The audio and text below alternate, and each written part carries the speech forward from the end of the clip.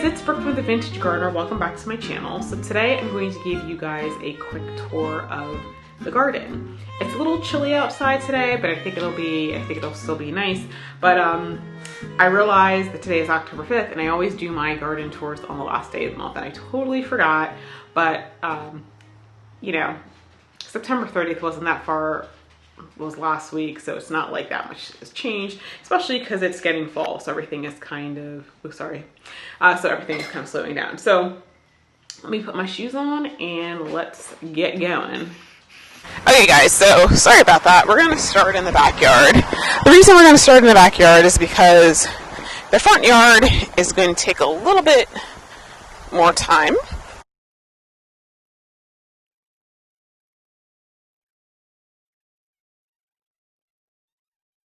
So we're going to go back here first. These are Gomphrena. They're still hanging out there. These are the Sweet Blossom Impatiens. Those are the bridal white hydrangeas. Or something. It's something bride. Hang on for a second. Oh, Blushing Bride. Okay, I thought I had something white. So that's Blushing Bride. And so they have done well. They have put on a little bit of growth. Actually, a substantial amount of growth. They kind of doubled in size. I got them. They're pretty tall. And so now let's go around this way.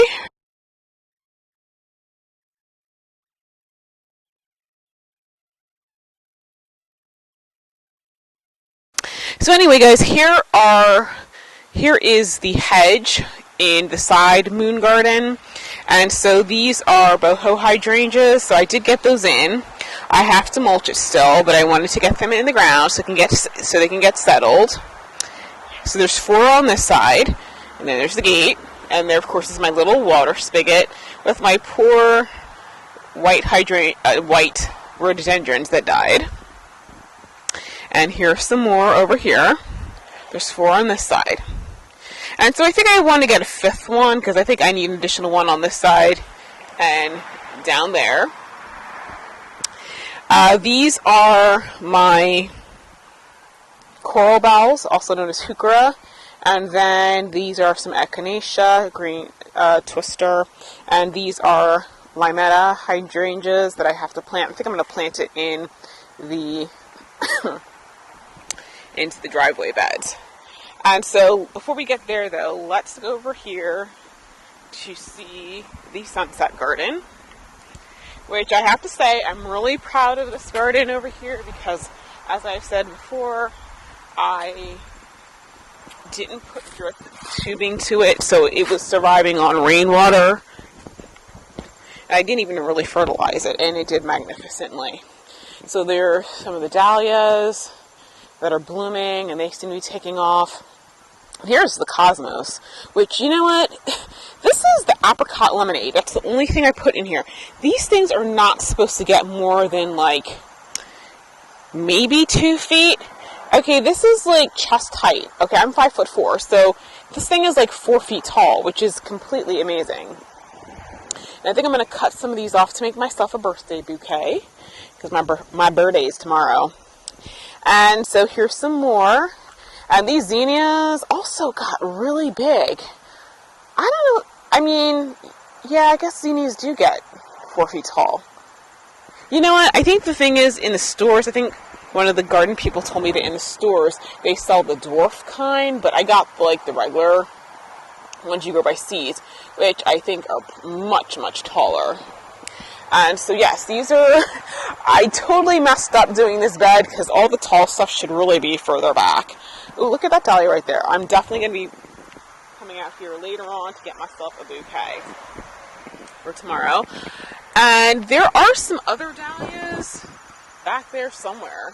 They haven't started blooming yet, but because I did have some other colors. And I don't know, the dahlias, they're not looking the way that I thought they would. So I don't know if Home Depot just mislabeled a bunch of stuff or what. Or some of my stuff didn't come out. But anyway, it's been a guessing game to see what's been coming up. So this dahlia right here is about to open. I don't know what that one is. We'll see when it opens. I'm hoping it's going to be Cafe au lait. I would love it, though, if it was the Michaela Miranda. So anyway, if the dahlias in this bed at least didn't do all that great, but I'm still going to dig them up and keep them and separate them, and I'll try starting them in my hoop house next year, and hopefully that'll do better. So there's one down there. Ooh, that one is... Oh, there we go. That's a nice one. So let me get down here. My poor portulaca have died, but you know what? It's cold. They're more of a succulent type of plant, so it's not surprising. Oh, you know what? I just realized none of the orange balsamium ones bloomed this year. That's disappointing. So it's altogether a great year for dahlias. So hang on. Let me give you this lovely view of my trash can as I climb down, so I won't end up in the trash can. Okay, let's go over here to see the vegetable garden. There's not too much going over here. Some of the pumpkin vines are still hanging on. Took the pumpkins off, though. And so, one of the vines is over here. Now, there's this one vine that starts right here and actually goes over here. Don't know what that's about. Here are my strawberries, which are sending runners outside the bed. I could probably... I think what I actually might do is pull some of those off and root them over there, maybe, so I have more strawberries.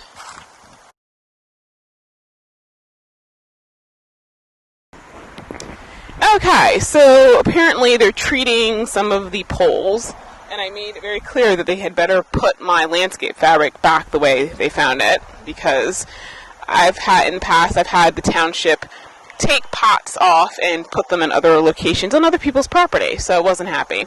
So anyway, here are my peppers. These are purple peppers, or I think they're called black, but they're ready. I'm going to pull these off. I'm considering strongly taking these out and overwintering them, because my understanding from Mike McGrath on You Bet Your Garden is that peppers are actually perennial plants. And so, because they're actually perennial plants, you can overwinter them and they'll get almost like trees. So these are my herbs. And so the basils are starting to look damaged because of the cold, because the temperature has gotten in the 30s. This is my Desdemona rose. It's still pushing new growth, which is a little bit concerning because it's getting cold. And here's the other one. And it's got these really lovely clusters of blooms here and here. And it looks like there's other buds on here. But I haven't been trimming them because I want them to go dormant. Okay, so let's go over to the driveway beds. Okay, so everything is dying. The Zahara Starlight zinnias have done very well. And here are the zinnias. These red ones are ready to come off, and actually I think I'll come out later and cut those off because I'm going to save seeds from them. Those are my cosmos right there. This is the moonflower, which is not reacting well to the cool weather. And this right here is the scabiosa. I have not been a fan of these white zinnias. They are supposed to be cupcake. They did not a single one developed a cupcake head. So I will definitely not be growing those again.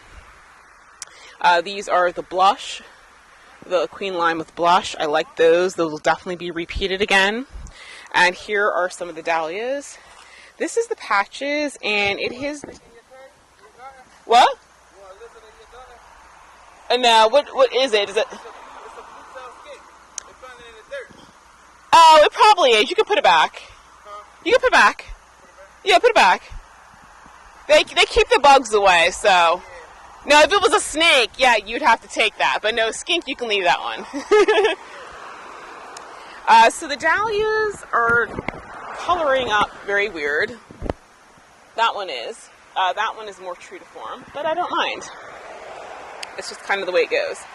And so they're more of the white cupcake white dahlias, which aren't looking that great. My nasturtium have all decided to come back. They did not do well with the heat. I will definitely not be growing them in this location next year. But once we started getting rain and it started cooling down, all of a sudden they decided, oh, it's time to grow. These are snapdragons, which are definitely starting to bud again. Weird. These are my carnations. These are the orange sherbet. I didn't get a lot of blooms, but they're coming back. I guess, you know what, with the cool weather, everything seems to be coming out of the woodworks. These back here are stock. They never put a head out. Well, I think they're stock. They never put a head out, but they're just getting very big. And so this is the Kogain Fubuki Dahlia. And this one is more of a corally than a pink. This one has almost no pink on it. And then, of course, this is what I assume is Jubilee Celebration. And these, of course, are the peonies, which I can now cut back. Like I said, my nasturtiums are coming back. And these are the moms. So we'll go on this side, and I'm going to do the hedge tour in a few minutes after these guys move, because they have dug up all that dirt. Yeah, I'm not really happy about that. They said they have to treat the pole, fine. But, you know, I made it very clear they're going to put it back exactly the way they found it. So these are more moms. These are red. I put these in later, so that's why they have the color, a more vibrant color. This is the Peach Melba nasturtium, which, oh my gosh, it's gotten huge. It's glorious. Some of this stuff I'm actually going to pinch off and I'm actually going to dig up, I think, and take inside, because this is edible, and it's just so pretty. So the zinnias over here are starting to get kind of worn, and that's fine, because I'm gonna cut these heads off and save seeds. I love the Queen Lime series. It was definitely successful. I can't wait to grow those again. These are a lot taller than I thought they were going to get, and so I will be adjusting where I put them in the flower bed. So these are the Susan vines, the Thunbergia, and I did not trellis it. And look, this one is like growing out into my driveway, which is pretty funny. But they grew really well. I really like them. I would do it again. I just will have to make sure I clip them back. Actually, I should trellis them. And over here, there's this other plant. I don't know what that is, but it's there. So, I think it's an annual, but who knows. So, there's some more of the zinnias. And this is the only, you know what? Don't see it now, but there was a single light pink cupcake zinnia of all the ones I planted. The only cupcake zinnia that actually did what it was supposed to do is this one over here, this purple one, which I really do like. Hold on a second, let me see if I can, there we go. I really do like that one. So I'm going to clip, what I'm going to do is I'm going to clip the heads that are cupcake and try and take seeds off of those. One of the local garden center people said that that's probably the best way to ensure that I get some for next year. So, and last but not least, there's some sunflower. That one's tapped out. Oh, and you know what? These are the Bacote Red Morning Glory. Yeah, actually, they do look like the picture. I'm kind of disappointed in the Bacote Blue. They really don't have the double head like they're supposed to.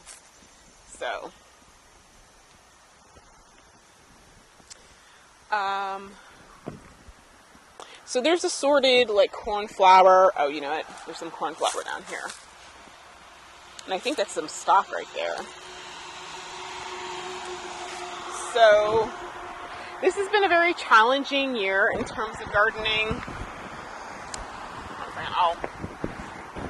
I'll talk to you guys about that later in a bit. And so this right here is the garden for next year. This is the parterre garden. As you can see, I started constructing the pool, And my intention was to take this pool and run it, I guess you would say, from north to south on my property. But now that I'm looking at it, I decided to turn it so that it's running essentially east to west. And so once I finish doing the hedge, I'm going to come back and tackle this, because I got to put down the rest of the fabric. Or I guess I should say the plastic sheeting. So this is my rose, which has gotten some frost damage because it got into the 30s a couple of times. But it is about to bloom. And I might actually cut that bloom and take it inside.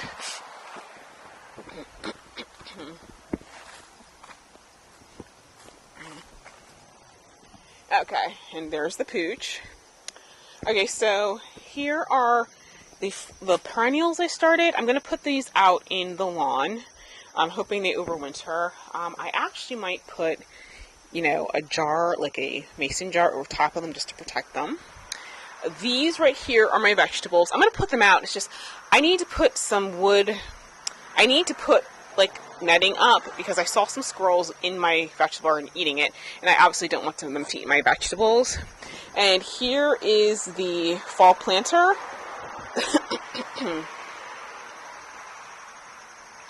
And of course, you guys remember the fall swag that I did.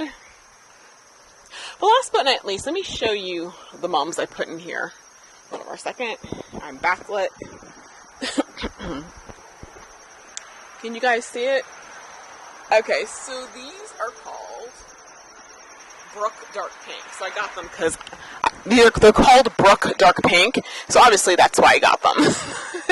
Because who wouldn't get flowers that had their name in it? So they're pretty nice.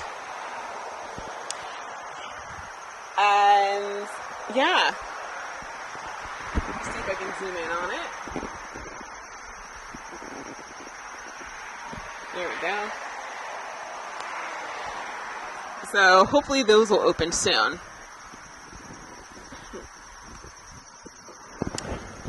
Okay, so guys, the rest of this is going to be the front hedge, but I'll wait till they finish working before I do it. But just to give you a higher up view of this where that black sheeting ends, that's the edge of the garden. So it's going to be from here to here. So it's 36 by 60. And so, as you can see, I've already got my water run, and so I'm going to put black sheeting down. I have the pack in the back of my car, and so after 6 months, all of this will be dead. Actually by next spring, it'll all be dead, so that I can put in my flower bed. So I'm really excited about that. As you can see you'll see when I do the tour, but that's the opening for the walking path. So anyway, I'll come back probably in an hour and finish the tour once these guys have left. Okay, guys, so last stop on the tour is the front hedge. And so I'm hoping, amongst other things, it'll provide a sound barrier. So this is a side that I've already done. And this section right here is going to be a walkway, because I'm going to move the mailbox to over here, and this is the length that you haven't seen. And so I did a back row of hydrangea, which I've already planted, and then in front of it I'm doing a bunch of rhododendron, and so it's going to be alternating red, white, and pink. And so they do have different bloom times. So the pink one, which is called Silvery Pink Pioneer, blooms first, and I think the white one blooms next, and then I think the red one will bloom last, but I'm not sure. So it starts actually over here because I had extras. Yeah, this turned out to be a little bit of a fiasco, but I got it done. And so, as you can see, it goes down here. And see, here's the road. So this is one of the reasons I'm doing the hedge, because in addition to privacy, I'd like to be able to, and they got stuff all over my flower bed. You know what? I have to get that out. I want to be able to have a sort of barrier in case somebody runs off the road.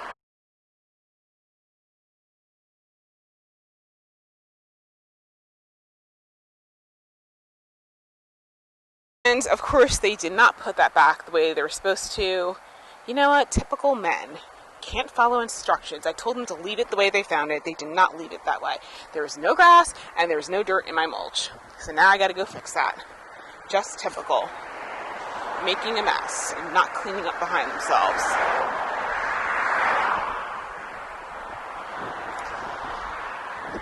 So that is the hedge. Now, yes, I know there are some men who do clean up behind themselves properly, but I went through all the trouble of making sure and letting them know they had better put everything back the way they found it, and they assured me that they would, and of course, they didn't, because there's grass right there. So, wait till I see these people again. Just making a mess.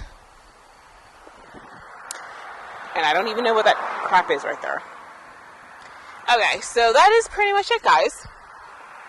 So, end of rant. Sorry. I hate it when people make a mess in my garden.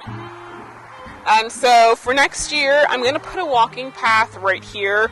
So that way when I come to walk the dog, I don't have to walk on the street. I can just walk straight through here and walk down and go through that opening in the shrubs over there.